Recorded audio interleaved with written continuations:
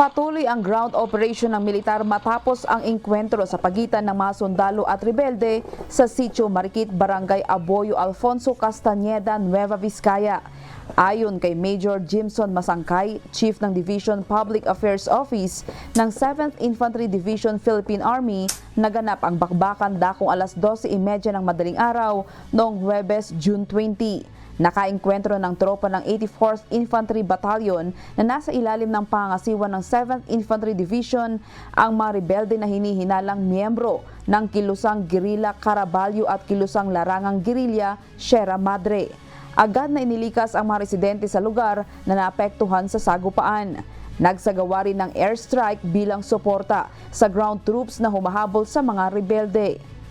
Yung air attack po na ginawa natin, siyempre yun po yung para ipakita sa atin pong mga kalaban na ito na po yung ating kasundaluhan ngayon. We're already equipped with the armaments na kaya po natin silang tugisin anytime, anywhere, kahit saan po yung location nila. Which is to make them at least ma-demoralize po yung kanilang mga nararamdaman kasi gusto po natin ipakita na malakas na po ang armed forces natin. Sinasabing boundary na ng probinsya ng Aurora ang pinangyarihan ng sagupaan. Wala pang report kung may wounded in action o killed in action sa nasabing bakbakan. Actually, continuous po yung operation natin. So, kung bibilahin po natin yung araw, nasa 4 days na po, 5 days na po yung operation.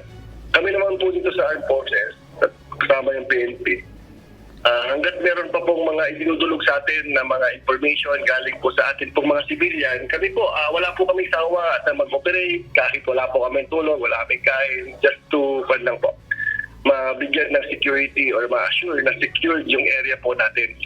Samantala, agarang namahagi ang DSWD Field Office 2 ng 36 na family food packs at hygiene kits sa mga naapektuhang pamilya sa nangyaring bakbakan sa pagitan ng militar at rebelding pangkat. Batay sa report mula sa MSWDO Alfonso Castañeda, apektado ang nasa 36 na pamilya o binubuo ng 130 na individual. Nakabalik na po sila, except po doon sa may mga malalayong kamag-anak na nagsiuwian. Samantala, patuloy pa rin ang pakikipag-ugnayan ng DSWD Field Office 2 sa iba pang ahensya ng pamahalaan sa iba pang tulong na maaari nilang maiabot sa mga apektadong pamilya sa nasabing lugar. Grace Doctolero, humahataw sa balita ngayon.